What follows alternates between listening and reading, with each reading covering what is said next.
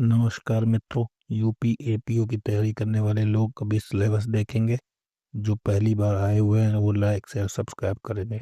Daily study होगी UP APO के हिसाब से। प्री का सिलेबस देखेंगे पहले।